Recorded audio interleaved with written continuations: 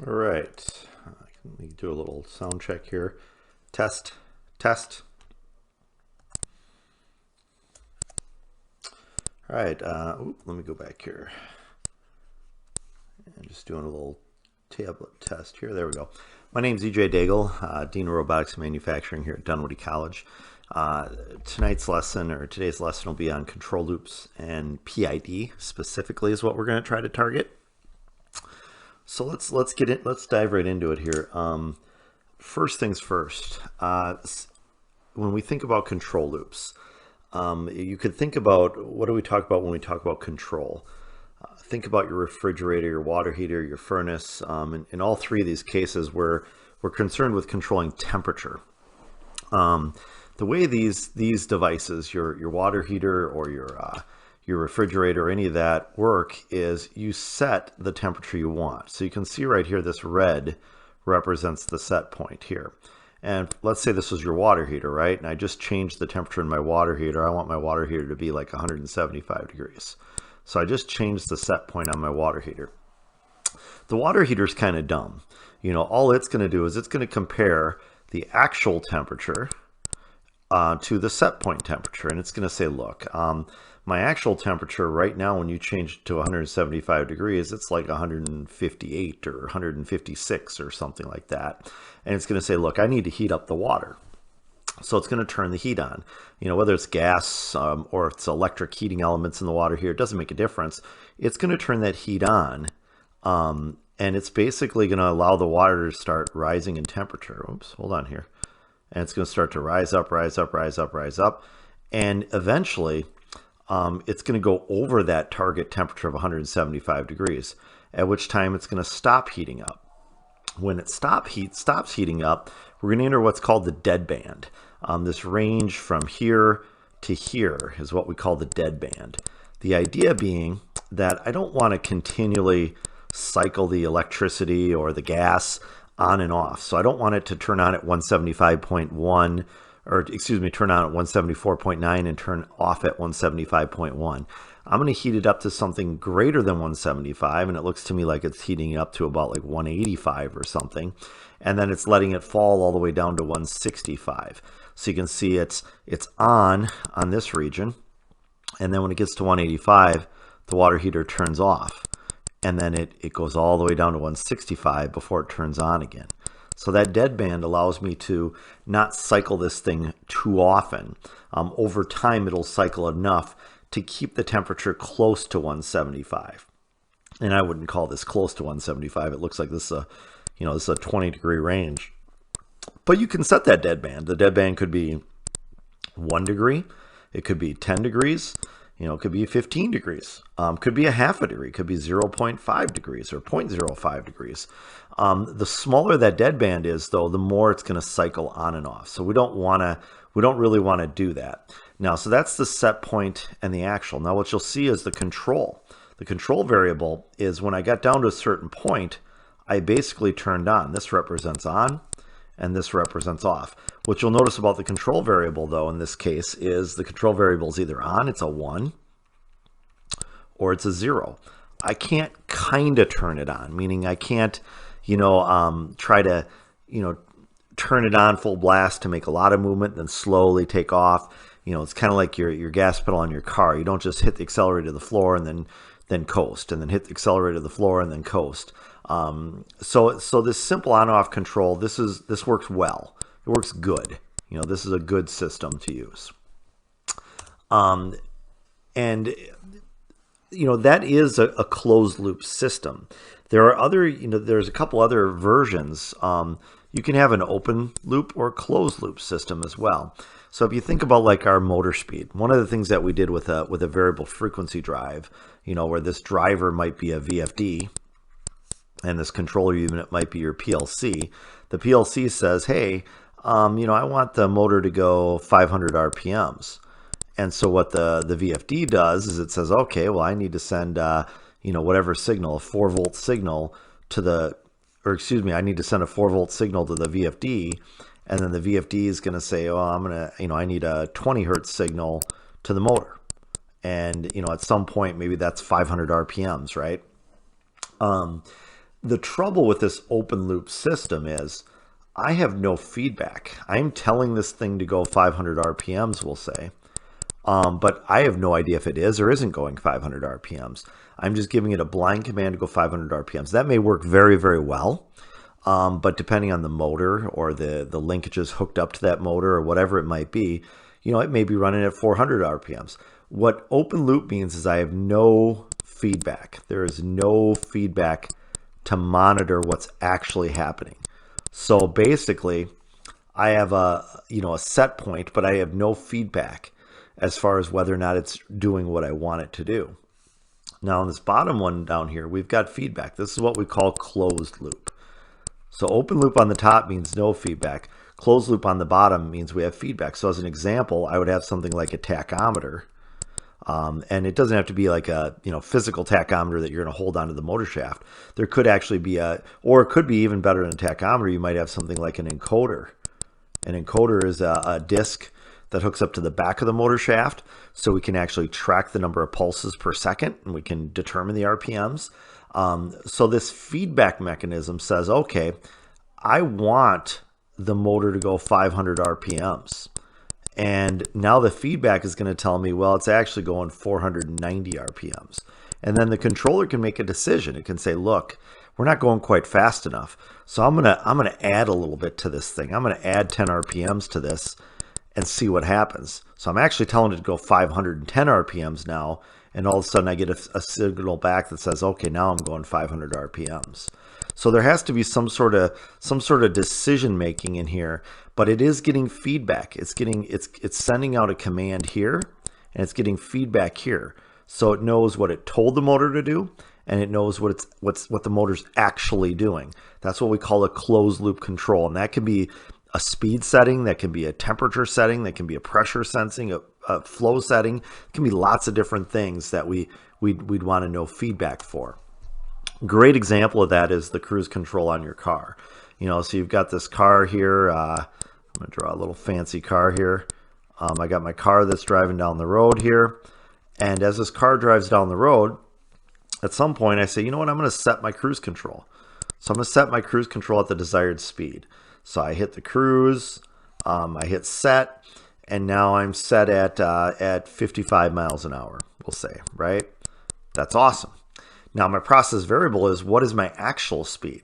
And if I'm on a nice flat, I might discover, yep, I can maintain that 55 miles an hour. So this process variable is really the feedback that I'm going to get, from the speedometer or from the sensors that are reading my actual speed. Now what's going to happen eventually is this car is going to hit a hill. And when I hit a hill, all of a sudden I'm going uphill with my car. And as I'm going up this hill, my speed drops to 50 miles per hour. And what needs to happen? Well, that feedback, the process variable says, hey, I'm going too slow. So the controller output's going to say, hey, I need to accelerate a little bit. I need to accelerate on the gas a little bit because I'm going up a hill. Or if I'm going down a hill later on, I might need to coast a little bit. So the idea is my set point is the desired speed. The process variable, so we call this set point SP many times. The process variable, this is my actual speed. And then the control variable or the controller output is, what do I need to do? Am I going to accelerate? Even better yet, do I need to go faster or do I need to go slower? What do I need to do? And we don't want to have to hit these buttons. We want the computer to make that decision for us, and it's going to speed up or slow down to maintain me at 55 miles an hour, regardless of hills or other things that are going on. Other closed loop control examples. Let's see here. We've got this cold product coming in. Maybe this is a dough or some sort of mix. I always think, when I look at this one, I think of like I don't know, like you're at a company that's making food or something like that. I think of like cookie dough or something, right? And so I've got this cold cookie dough mixed up, and I want to be able to extrude it or do something with it. So I need to warm it up a little bit. So what I've got is I've got steam coming through here, and the steam is a heat exchanger. What a heat exchanger is imagine tubes going around. If this is a pipe with cold product in it, imagine tubes going around that pipe with steam. the pipe is going to heat up, and the material that's inside that pipe is going to heat up as well, even though the steam and the cold product never actually touch. If I think about my pipe going down like this, right, with my product inside of it, this heat exchanger could be that I have this tube full of steam that wraps around it like this, and so I heat up that pipe, and now I get warm product coming out. Now the idea might be, you'll see a little sensor. It's called an RTD. It's sort of relative temperature is what we're reading on this. I'm going to get a reading based upon, I'm going to say, well, I want my warm product coming out to be, I don't know, 70 degrees F or something like that, right? I'm going to take a reading on this sensor right here. That's going to go back here, and this controller is going to say, look, you're too warm or too cold. If I'm coming in at 69, I'm gonna have this valve, this temperature valve here, is going to allow more steam to flow through the heat exchanger. If my set point is 70 degrees and my actual process variable is actually 68 degrees, the controller is going to say, look, you're 2 degrees too low. I want to open up this valve a little bit more and get more steam. Getting more steam, maybe 68 goes to 69, and maybe 69 goes to 70. Oh, and guess what? It's possible that it might go too high. Now it went to 71 degrees. Now it's going to say, out of the controller, it's going to say, hey, I'm a little too warm now. I want you to shut that valve a little bit. And now I go down to 70 degrees. And now the heat exchanger is just right for the product. Now, a couple of things can happen. The steam temperature could change a little bit. The product coming in could be a little colder, a little warmer. But I'm trying to maintain this temperature. So I've got lots of different pieces that fit into this closed loop control system. All right, now the term you're going to get used to hearing is what's called a PID control loop. This is kind of the Cadillac of control loops. When we talk about, well, I can do a simple on-off and I can get close and it works okay. I just have to have a deadband and I have to be happy that it's going to go too high and too low. A PID can actually maintain your process variable at very close to what you want it to be. But it requires a little bit of math. So the first one is we've got what's called proportional control, P. We've got integral control and derivative control. And as soon as we talk about integral and derivative, we're talking about calculus. So the level of math is, it's not intense. We're going to do it kind of a simple method here. I'm going to show you an example that would be similar to actually doing the calculus without actually using any calculus. We'll explain it from the calculus standpoint, but we'll do it without any calculus. So what a proportional means is this really means kind of what's going on right now. What's the present? So if I expect 70 degrees and I'm at 64 degrees, I'm 6 degrees too low, then I need to make a change proportional to that 6 degrees. It's -6. I need to, multiply that by something, and that needs to add into my control variable. The integral, we'll see in a few seconds here, is actually going to allow us to kind of look at the past. Because if all we do is just do proportional, we'll never be very good. We'll get a little bit of oscillation. We might get close to what we want, but never really actually get there. The integral says, look, I'm going to accumulate the past. I'm going to look at your past error, and I'm going to let that accumulate. And if it accumulates big, I'm going to add in a little more change. And if the accumulation is small, I'm going to add in a little less change for that integral term. And then the derivative is the future term. And the future term, when you think about these two things that we're going to add in, the integral and the derivative, when you think integral in calculus, you're really talking about the area underneath the curve.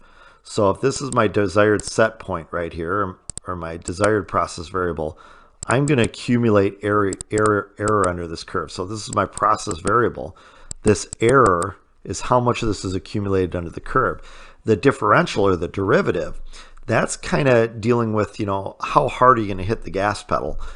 So as an example, if I'm looking at a function, the instantaneous slope of the tangent line is what we call the derivative. And for our purposes, we're going to try to do this without calculus, because you'll see these funky terms like, DDT or something like this as a derivative, or you might see this funky integral term from 0 to some time t of dt. So for those of you that have taken a calculus course, some of this will be like, okay, that makes sense. And we're going to use that methodology. We're just not going to do it with the calculus itself. But here's the big thing on the PID control loop. It allows for continuous monitoring and adjusting of a control output in response to a process variable, and it gives us better precision. But one of the minor problems with this is I get a term for proportion.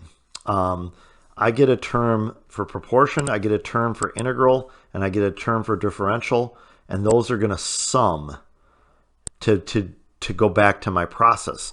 So here's my set point. Coming in here is my set point. Here's my actual process variable. And then this is the difference between the two, the error. As soon as I have the error, I run this through this nice little algorithm of P, I, and D. Some of the correction is based upon proportion, some of the correction based upon integral, and some of the correction is based upon derivative. And that's going to give me a control voltage for my process. And hopefully what's going to happen is I'm going to zero in, and my goal being is that I want my set point and my process variable to be equal. And it's never going to be automatic, it's never going to be instantaneous. But if I make a change to my set point, I don't want to spend 20 minutes to get my process variable to be equal to my set point. And I want my process variable to be fairly close to my set point too, right? If I want my temperature to be 72 degrees in my house, I'm probably fine with 71. I'm probably fine with 73. I'm gonna get a little perturbed if it's going up to 76 and down to 68 or something, right? So we want to be able to maintain that set point and that process variable very close. Let's look at those PID terms now. P is proportional. So the biggest thing, if you're in an interview and you're they're interviewing you for a controls technician or controls engineering position, and they say, well, tell me what you know about PID. The first thing is understanding what the acronym stands for. It stands for proportional, integral, and derivative. The next best thing you could know is kind of know what those things mean. Well, the proportional is where I'm at in the present. The integral is the past, and the derivative really helps us with the future. So let's read into these a little bit more. Proportional. Error is multiplied by a constant, Kp. So proportional to the actual error. So the error is going to be the difference between the set point and the process variable. The integral is the past. The past is the accumulated error, is integrated from 0 to time t with respect to time and multiplied by a different gain. So this Kp is the gain for proportion. So this is the proportional gain. The Ki is the integral gain. And we will do an example of this. So if you're struggling with this, it'll make sense, I hope. And then the Kd is going to be your derivative gain. And if you're wondering what the derivative is, error is determined by the dy dx, the rate of change, or the slope of the tangent line, and multiplied by a constant Kd. All right. And right now, think of proportional as present, integral as past, and derivative as future. And if we look at some of this, these are some nice little graphs that you can kind of see an example for. So in this case, we have our process variable that you can see right here. This is PV. We can see what our set point is right here. So if this is our set point, the difference between my set point here and my process variable at any given time, that is the error. So you can see the error at time 40 is a -2. Because my process variable, well, it looks like my process variable is actually taller than my set point. So set point minus process variable is going to give me that error is what it's going to do. We can see how same data is plotted as controller error. So we're just kind of flipping the graph upside down now. So instead of this E40 here, we can see at E25. We still see the same thing, but now our this guy here would be my process variable, and my set point would be this guy. So everything looks the same, and we can kind of see how this integral term plays in. Over time, the amount of error under this curve for the integral term builds up. Okay, So I can see an integral sum here of 135. Well, that's the area, right? So they talk about this 2 high by 10 wide. So each one of these squares is 20 units. So 20, 40, 60, 80. Looks like you got most of one here is 100. And then you got part of one here, you got part of one here, a little sliver of one here, and probably a little sliver of one here. So they're saying the integral sum of that is 135. So based upon the amount of error I've had over time, I can let that add into the equation to also help make my change appropriately. So here's 5 minutes of calculus. I'm not going to, I don't say I want to bore you with this, but when you talk about derivatives, we use something called the power rule. So if you wanted to take the derivative, the d dx of x squared, and a lot of the equations we'll use will be exponential or logarithmic. So the d dx of x squared, all you have to do is take that power 2, multiply it by whatever this is out in front. So this is a 1x right now. So 2 times 1 is 2. You leave the x alone. And now instead of a 2 up here, you subtract 1 from the power. So you get x to the 1, or this is equal to 2x. Okay. If you want to take the derivative of different numbers, example, if I want to take the derivative of 3x squared, I'd say, okay, 2 times 3 is 6, x to the 1. So it's 6x. The reason why this is important, people don't generally understand why this derivative is important. If I want to know if this is the function over here, y equals x squared, and then I know the derivative, we call it y prime, is equal to 2x. What's interesting about this 2x is it tells me the slope of the tangent line at any point x. So if this is the function, x squared, if I want to know the slope of a line that touches this point precisely in one location, like that, the slope of that line, you just plug in whatever the x value is. In this case, x equals 1. So the slope of that line is m equals 2. But that would be true if I want to know the slope of the line at x equals 2. We're not showing it on the graph. 2 would be way over here somewhere, right?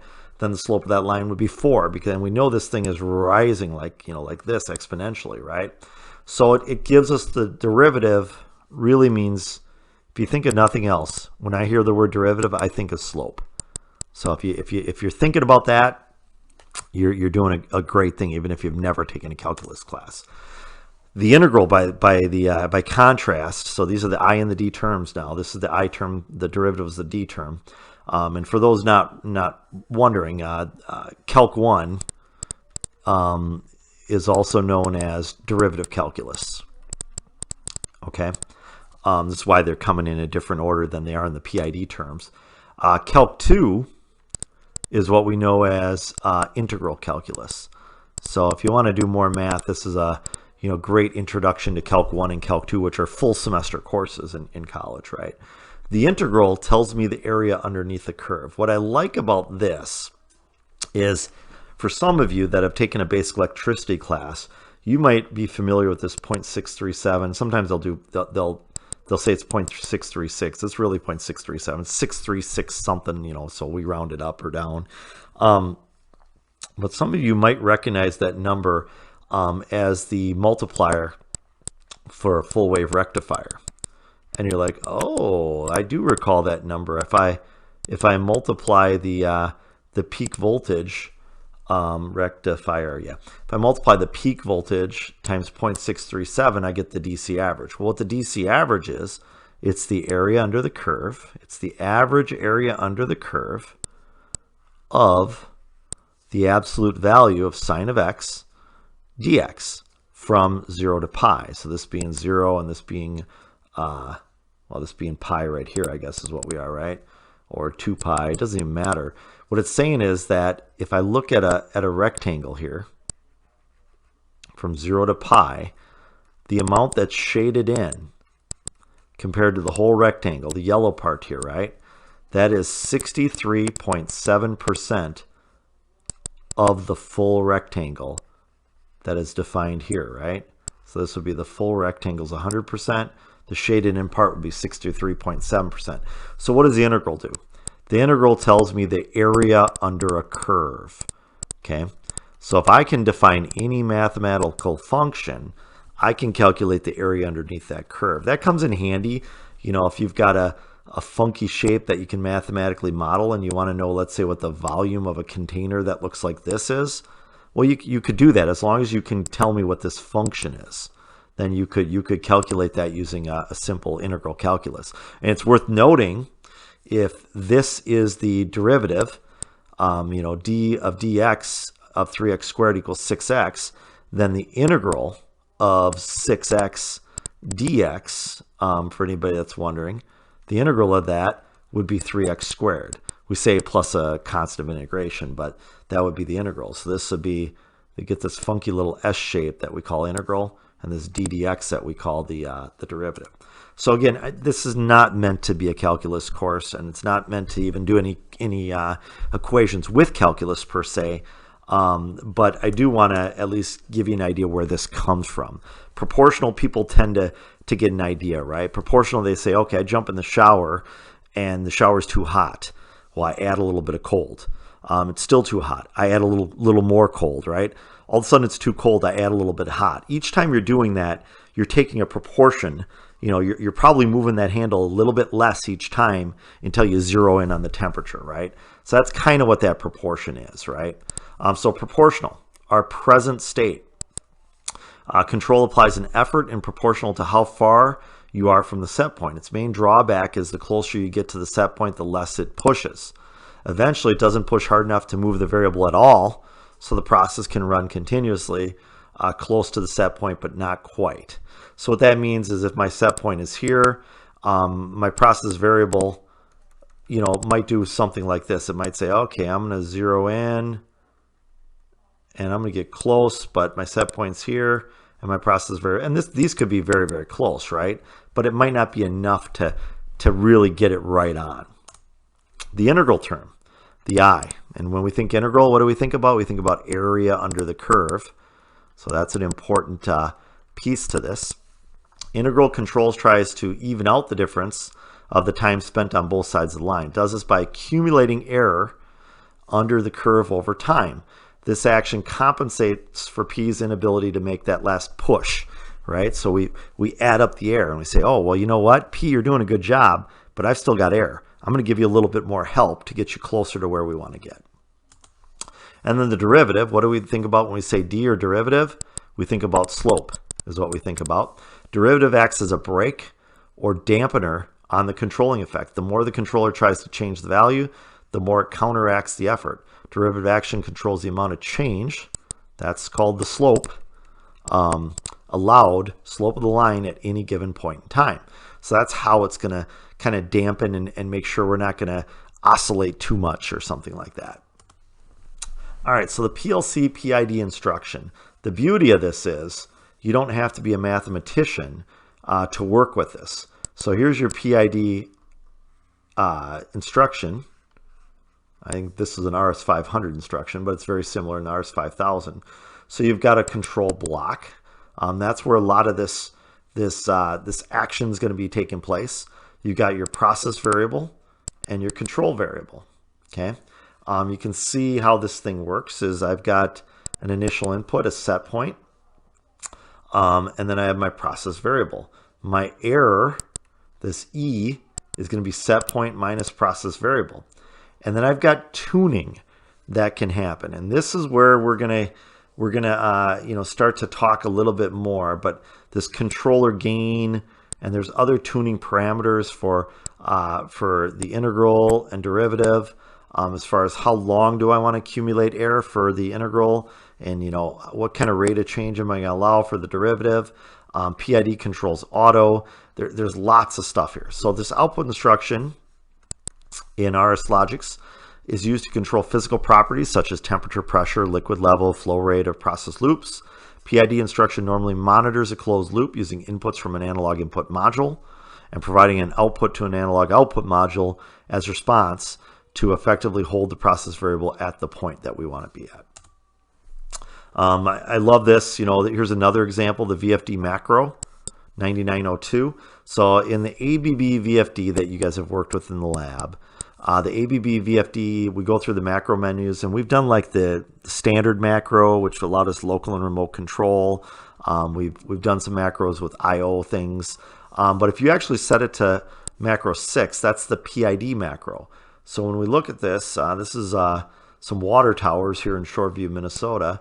Here's a water tower, and if I want this VFD to run a PID, maybe this is where I want the level. It could go too low or it could go too high, right?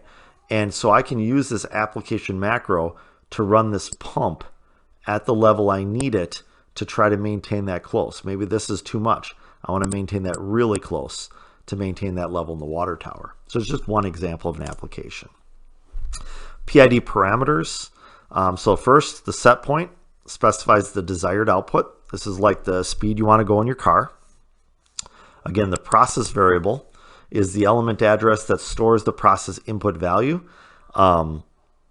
This is, so if we were talking about the set point being speed that I want to go, desired speed, the process variable is the actual speed, right? Okay. You know, we're talking about here, this address can be the location of the analog input word where the value of the A to D is stored. You can also enter an integer address if you choose to prescale your input to a certain range. And then there's the control variable. This is what we're going to do. This is the if this is the desired speed and this is the actual speed, this is the accelerator. This is the gas pedal, right? This is what's going to say, okay, we need to go faster. I'm going to apply a little bit of control, or I'm going to let off a little bit of control. Go on the gas, go on the brake, whatever it needs to be. If you look at only proportional control, there's different gains that you can apply to these proportional controllers. And as you'll see here, if the gain's low, I don't get a lot of this oscillation. If the gain's higher, I get some of this oscillation going way above and below. But one thing you'll notice here is in just using proportional, it really never quite gets here. Here's my set point. Notice on my process variable, no matter what I do, I really don't get there with just proportional. So then we do things like PI. And so proportional was just multiplying the gain by the error. So KP times error gives me proportional control. In PI control, what I'm going to do is I'm going to still do the proportional control, the proportional gain times the error, but then I'm also going to add up the, I'm going to use this term, this integral from 0 to time t of the added up error, and I'm going to multiply that by an integral gain. Those two are going to sum together to become my control variable. And you can see in doing that, look what happens here. We're getting a lot closer to our process variable now, or our set point, right? Our set point is approximately equal to our process variable, getting much, much closer. And then we have the PID. This is the best of all worlds, right? This is where I'm adding up the proportional gain times the error, the integral gain times the accumulated error, and then the derivative gain times the derivative of the error. So now I can see, okay, here's what's actually happening. And you can see now you'll actually be able to zoom right in on this. And not only will you be able to zoom in on it, you may actually be able to zoom in on that more quickly than you would have. So you could control the amount of overshoot and the amount of undershoot by adding all three of these together, eventually with the idea of getting the set point to be as close to equal as the process variable as you can possibly get. So proportional control, by employing proportional control only, steady state error, we just never quite get there with proportional control only. It's good. Proportional and integral, the response becomes more oscillatory, needs longer to settle, but we can get the error to disappear. So we can actually get SP to be approximately equal to the process variable.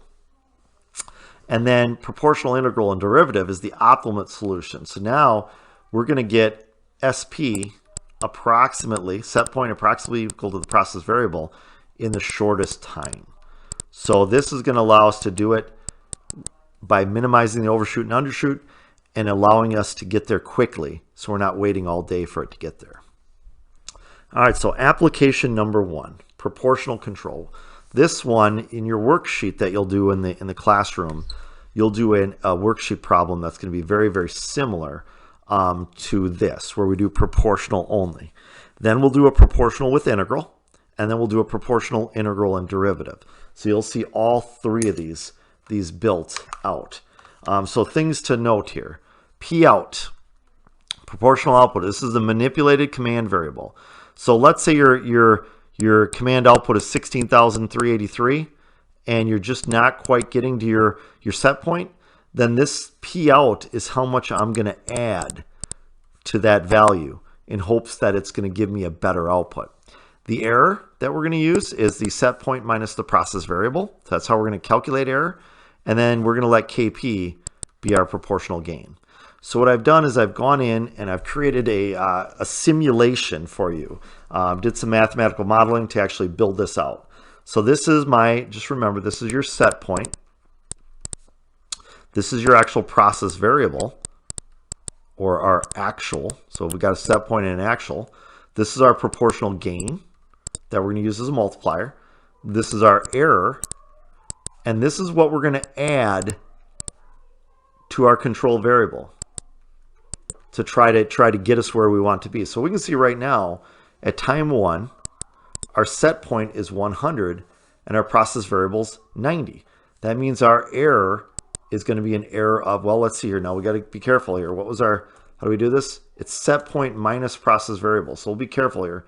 Error is set point minus process variable. That's an important feature of this. So it's going to be 100 minus 90 is actually going to give me a value. I'm going to put a positive 10 on this is my value. And then I notice my P out is actually the gain multiplied by the error. So the gain is 5 right here times 10. I'm going to add 50 to my control variable. So whatever my control variable is right now, it's only getting me to 90. But now, so if that was 16,000, now it's going to be 16,050 on my control variable. And hopefully I'm adding enough that the heaters are heating up a little more and we're going to make a change. So that's at time 1. Now I'm going to get to time 2. At time 2, I can see that I did something right here. I'm heading in the right direction, right? So I'm at 93. I'm still not quite there though. So now it's 100 minus 93 gives me a value of positive 7 of error, right? I need a 7 times 5. That's my gain. So that's my error times my gain. I'm going to go plus 35. Now, mind you, I just wrote the wrong number down there. Go to pointer options and go to eraser. There we go. I don't want 38. I want 35. And we'll go to my pen. There we go. 35 is my number. So I've added 50 to my control variable. Now I'm adding another 35 on top of that. And what you can see is we're approaching a good number here. Now we're at 94.5. So we're heading in the right direction. Now 100 minus 94.5. I got my calculator handy here. That's 5.5. And I multiply that by 5. So now this was a positive 5.5 multiplied by 5. I'm going to continue to add to that process variable or that control variable 27.5. So I've added over 100 to that control variable and I'm still heading in the right direction. But one of the things you'll notice is as I add less, guess what's happening? The amount of change I'm getting in my process variable is actually less too, right? Now I'm going to go up by, almost a degree. 100 minus 95.25 is 4.75. My error is a lot smaller than where I started. And then I'm going to multiply that by 5 and I get a plus 23.5. Hopefully what you guys can see as you go further and further into this thing, we're seeing that we are making a change. It is going in the right direction. However,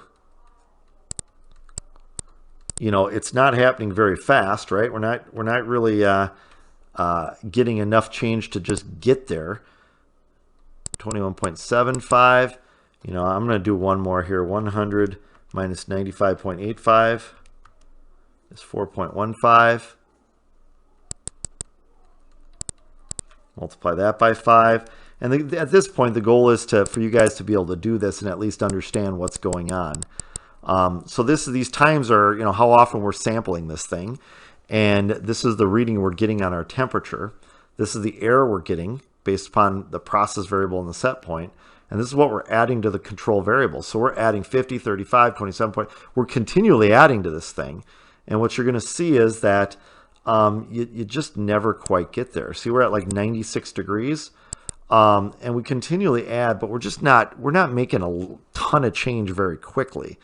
Is it working? Sure. Is it working great? It's working good. It's not working great. Application number 2, we're going to do a proportional speed controller. So we sometimes you'll hear the term PropCon. If you ever hear the term PropCon, that means proportional controller. And so this is a proportional speed controller. So we've got a set point of 750 RPMs, and right now the process variable is 900 RPMs. We're putting a different type of gain on here, 0.9, and we're going to get an error at time 1, and we're going to get a P out and all these different things. So we're going to do the same thing that we were just doing. So let's go back. What did we do? Well, we subtracted, right? It was set point minus process variables, what we did on the last. And we're doing the exact same thing. What's interesting now, though, is it's 750 minus 900. We're going to get a negative number now. So now we are negative 150. And then I'm going to, now I'm going to multiply that by 0.9. So that's a negative 135. Negative 135. So I'm going to subtract 130. So if my command right now out of my controller is 16,000, I'm going to subtract 135 from that control variable to try to slow my speed down is what I'm going to do. And I see that it worked. Now I'm at 840 RPM, so I take 750 minus 840, and I get a negative 90 as a number here. I take negative 90 and multiply by 0.9. I get negative 81. So I'm still subtracting from that control variable. And that's accumulating. So I subtracted negative 135. Now I'm subtracting negative 81. So I'm going to slow down even more, right? And now I take 750 minus 817.5. 750 minus 817.5 equals that. Multiplied by 0.9. Oh, I missed what the other one was there. It's a negative 60.75. I guess I can times 0.9, or excuse me, divide by 0.9. Oh, crud, I messed it up here. 60.75. 67.5 is where I was at there. Negative 67.5 was my error. And my process output is going to change by negative 60.75. And I just keep going here. 750 minus 810 is negative 60. Is what we have right here. Times by 0.9. I get negative 54. And if we just kind of keep going down, and down, eventually you'll fill in this whole table. And you can see there's my negative 60.75, my negative 54. And I'm going down. But notice what's happening here is I've got kind of this steady state error. I actually am not reaching my 750. I've made a lot of change. I went in the right direction, but it's just not quite good enough. There is this great website. I'll have you guys click on this on your own when you get a chance. You can download some software to simulate and to try different gains. So you can set the gain level for the proportional, the integral, and the derivative, and see if my set point is, who knows what my set point is here? I don't know. If my set point's 2 here, it looks like it's doing pretty good, right? It had a little overshoot. If this is my 2 is where I want to be, had a little undershoot, and then eventually it's kind of zeroing in on this thing, right? You do this when you drive your car, right? If you're driving your car with the gas pedal and the speed limit's 55, you come up to speed and you kind of as you're slowing down for the speed limit, you might go a little low and then you might come back up and eventually kind of get that pedal where you want.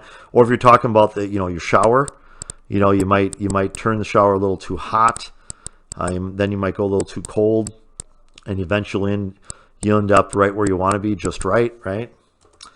So we won't go too far on that. All right, now application number 3. We're going to make this a little bit more difficult. I think in the worksheet I might actually even add in the derivative term. But for application number 3, we're going to do the proportional and the integral. So this is going to be 2 different pieces here. Don't think of the proportional any way that you've ever done before. The proportional is the proportional gain multiplied by the actual error. It's what's happening right now. This is the present, right? That's all we're concerned about, is the present for our proportional. That's all we're concerned about. The integral, though, we're gonna change this up. We're not gonna take the derivative of some mathematical function. The way we're gonna do the integral is we're gonna look at the last 3 errors. That's what we're gonna do. And we're gonna sum the last 3 errors So this term here, this whole side here for us is going to be the sum of the last three errors. This is not that, it's not that different than taking the integral, right? There's some time range that I'm going to calculate the area under the curve. Well, the way we're going to do is we're just going to sum the last three errors. We're going to try to, it's not the way it really works, I get that. However, it is going to let us kind of be able to look at this and say, okay, I see what's happening here. The longer I'm too low or the longer I'm too high, the integral term is going to help give me a nudge and get me over the hump and get me closer. So that really is our accumulated error is what it is. And then we're going to multiply that by the integral gain. Now notice these are two different gains. This is Kp, so K stands for gain, and the P is proportional, and then K is gain, but this is the integral gain. These will be two different values for gain, so be careful on that. All right, so we've got a lot more going on with our graph here, and we need to remember our integral is going to be the last three errors. That's what we're concerned with, and I think I might have put that on the next, yeah, I did here. I put it on the next slide. This E of t term is going to be the sum of the last three errors. Oh, did I not? Yeah, there it is. So we're just going to call this term right here the last three errors sum. That's what it's going to be. And then this is our error. So the error again is SP minus PV. All right. It's SP minus PV. The P out is the control variable addition for P. This is going to be the control variable addition for I. We're going to sum P out and PI, and that's going to be actually what I add to my control variable. Does that make sense? I hope so. And if it doesn't, you're going to see real quick how this works. So on this first one here, 100 minus 90, that gives me an error of plus 10. My proportional gain is 5. So my P out is going to be 5 times 10, which is a plus 50. Now that's good, except we're going to also do some integration as well. Now the last three, I only have one, so I can't look at the last three. I'm only going to look at this plus 10 right now. So this plus 10 is my last three. My two previous are 0 plus 0 plus 10. So it's at 10. I'm going to take the last three sums. I'm going to multiply that by this gain, which is the integral gain. So I'm going to have 10 times 1.5. Oh, I see what I did here. Hold on a second here. Yeah, this is we're not gonna use.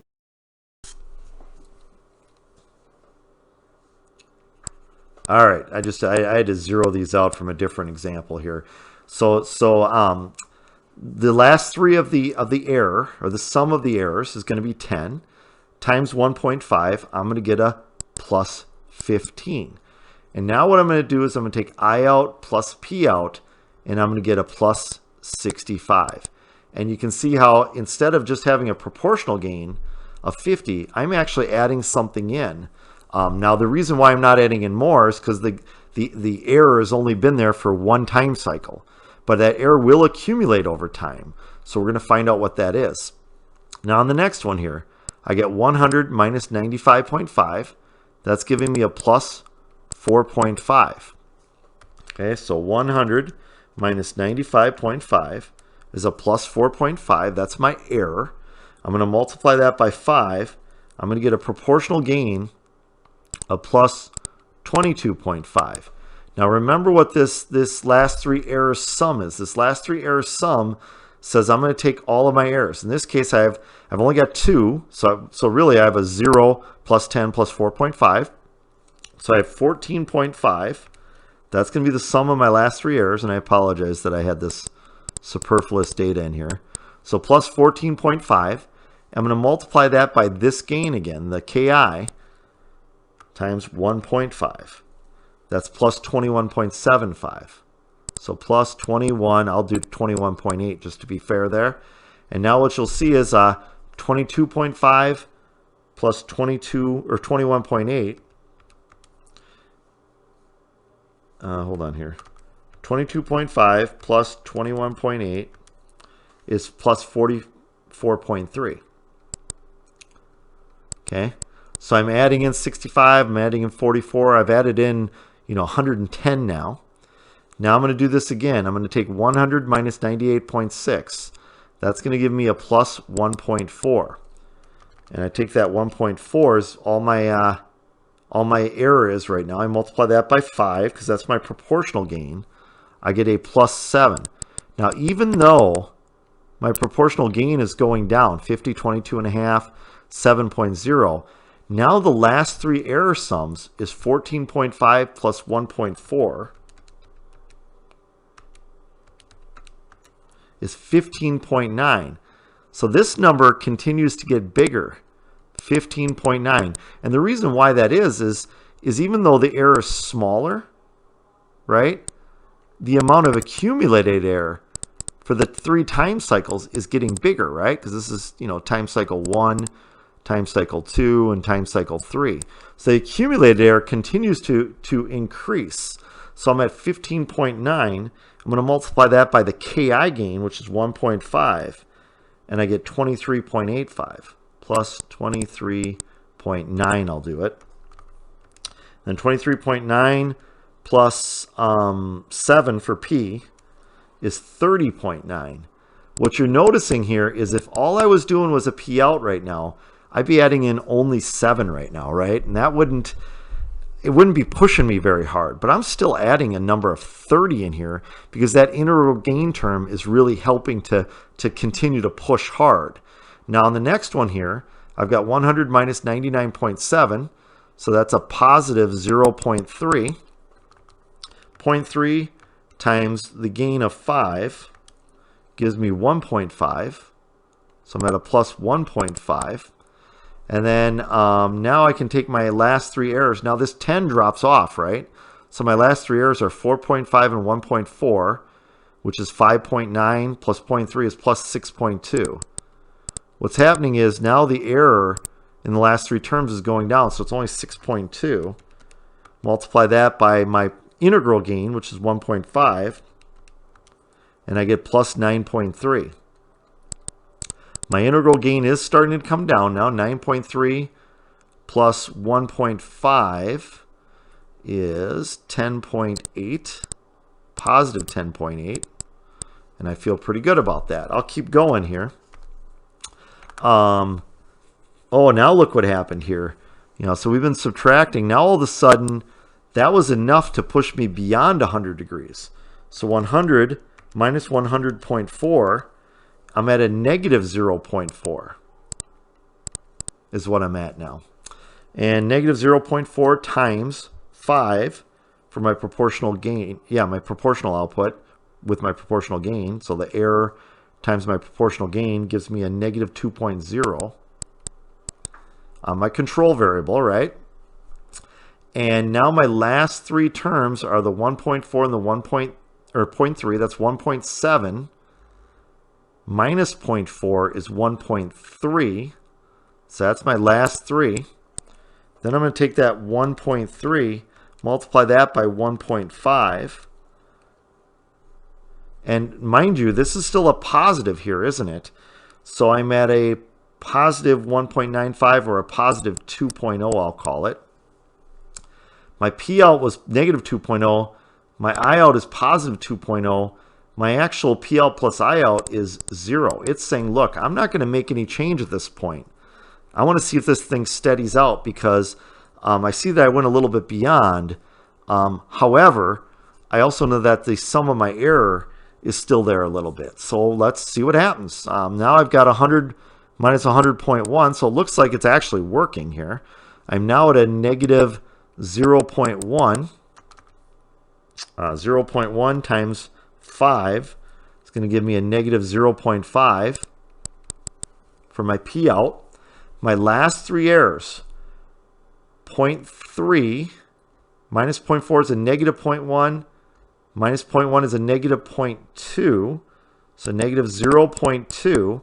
And what you're going to see now is that 0.2 times 1.5 for KI is a negative 0.3.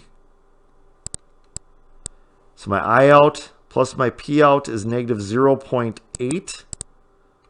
Look what's happening here. Where we were doing a lot of change before, now we're just doing a little bit of change. And oh, by the way, now we're at 100 and 100. So now my error is actually 0, right? So the error times this gain is going to be 0, because 0 times 5 is 0. However, I still do have some accumulated error, right? I still have this negative, so I have 0, and then I have negative 0.1 and negative 0.4. So I'm actually at a negative 0.5.